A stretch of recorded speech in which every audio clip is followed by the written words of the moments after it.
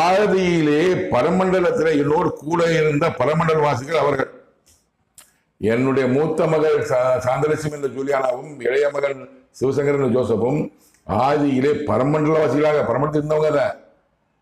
இயேசு பரமண்டலவாசி. முதல் குமாரன். அவர் பூமிக்கு அனுப்புறாரு, மனுஷன் அனுப்புறாரு. உலகத்துக்கு சாத்தா வந்துட்டாரு, ஆடி படிச்சுட்டு இருக்கிறாரு. ரெண்டாவதாக மூன்றாவது படைக்கப்பட்டவன் நானு.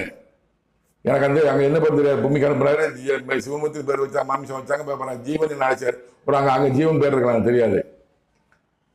அதே மாதிரி எனக்கு 2 பிள்ளைகளும் பரமத்தில் இருந்திருக்காங்க. நான் கடவுள் பக்கத்துல இருந்து அவங்க ஒரு ஆயிரக்கணக்கான பேர்ல ஒரு ஆளா இருந்திருக்கிறாங்க. அவங்க எனக்கு சொல்ல முடியாது. 2 பேரும் அங்க இருந்தவரை என்னை சீசரா அனுப்பியிருக்கிறாரு. என்னை சீசர்களா பரமண்ட வாசிக்கிறவங்க.